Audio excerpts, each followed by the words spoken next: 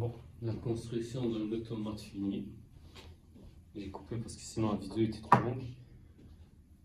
Tu as la grammaire de base. Tu as le V, T, le P. Tu sais chacun c'est quoi normalement. Le V c'est ton vocabulaire. T des terminaux. A et S c'est tes symboles non terminaux. Et P qui donne toutes tes implications. Okay? Donc, tu commences toujours avec l'état initial, qui est l'état de base pour faire ton graphique.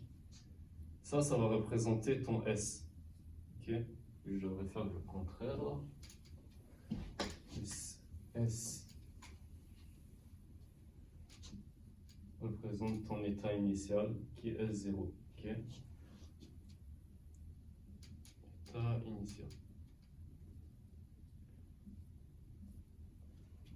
Le A, il va représenter un autre de tes états. Okay? Tu ne sais pas c'est lequel encore, tu ne sais pas si c'est l'état initial, c'est pas l'état initial, mais genre état final ou juste un état intermédiaire. Donc, tu as le A qui représente un état quelconque. Et l'état final.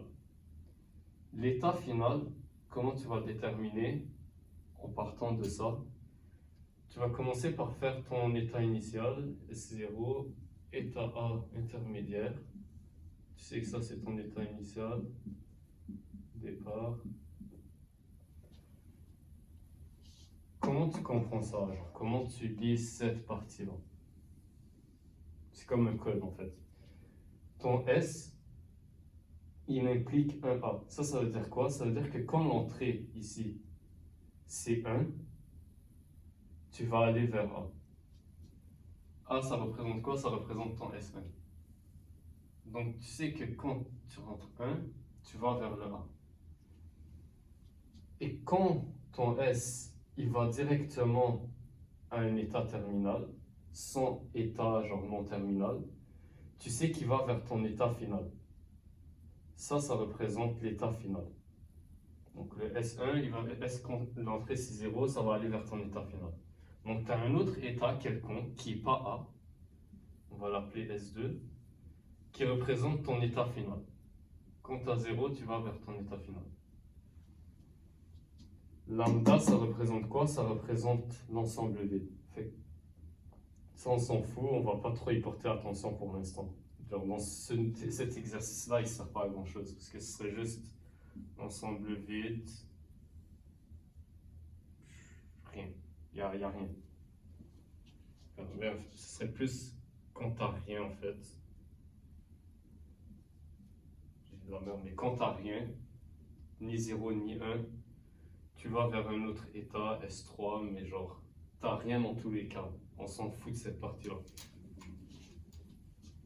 Toi, tu prends juste en considération quand tes terminaux, c'est 0 et c'est 1, parce que c'est ceux qui font partie de ton vocabulaire ici. Le A, même chose. Le A, c'est le S1. Quand tu as 0, il retourne vers A. Donc, il reste ici. Et quand tu as 1, il retourne vers A encore. Donc, que tu es 0 ou 1, tu restes dans A. Et si tu rentres 1, ici, tu vas vers l'état final. Fait que ça revient au truc de tout à l'heure, tu vois, non déterminé. Si tu as à S1, tu as 1, tu peux soit retourner dans S1 ou aller dans S2. Puis ça serait non déterministe, tu pourrais faire le truc déterministe s'il le demande après, par exemple. Ça, c'est si tu pars de ça de base, et tu fais ton graphe. Il y aurait des cas aussi où tu pars du graphe. Laisse-moi check. Ça y est, bien fait, c'est ça. Juste pour faire vite fait.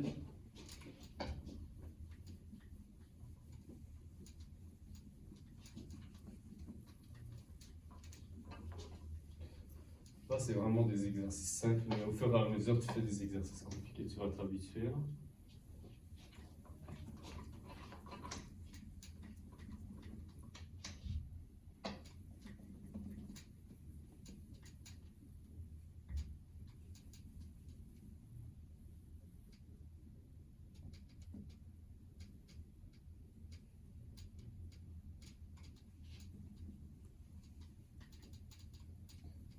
encore une grammaire quelconque. Toi, tu veux déterminer qu'est-ce que tu as ici. À partir d'un graphe, ici il y a S0, S1, S2, S1, S2. Ça c'est ton état final, ça c'est un état final. Et tu as ton départ ici. Important de ne pas l'oublier. Puis 0.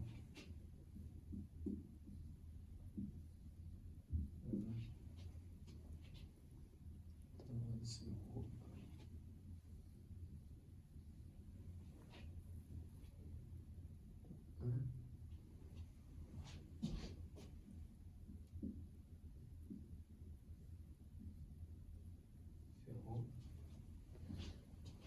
Puis tu as 1 ici.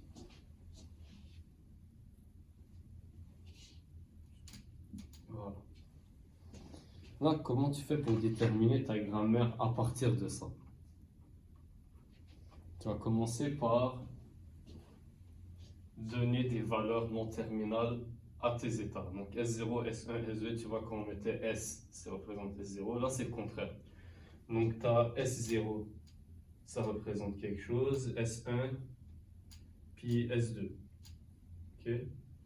Étant donné qu'ils ont tous quelque chose, quand tu rentres en entrée, ils vont vers un autre état. Ils vont tous avoir une valeur non terminale. Donc l'état de départ, c'est ton S.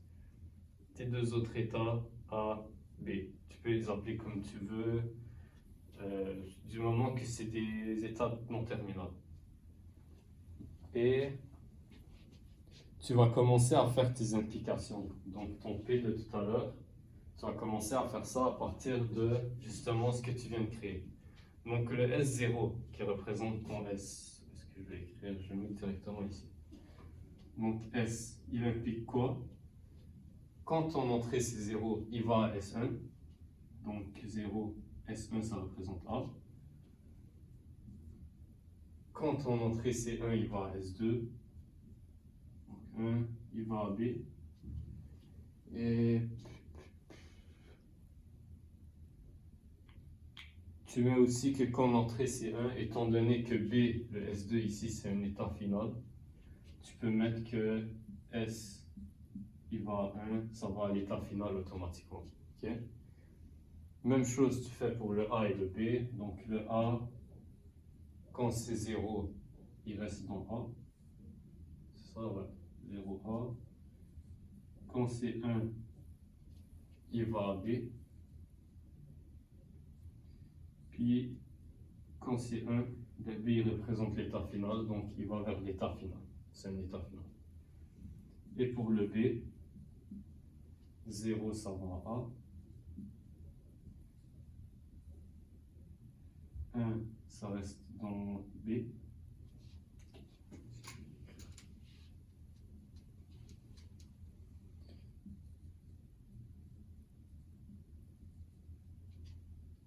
Et 1, vu que ça reste dans B, c'est l'état final. C'est à peu près tout pour ça. Donc tu passes de ça à ça ou de ça à ça. Là, tu sais que ici tes terminaux c'est 0, 1. Faire ça. Puis ici le vocabulaire 0, 1. Puis tes trucs non terminaux. Donc A, B, S. Puis c'est à peu près tout là. Ce qu'il y a dans les notes de cours. Même moi, j'ai pas trop fait d'exercice encore. Fait que je pourrais pas t'expliquer plus que ça.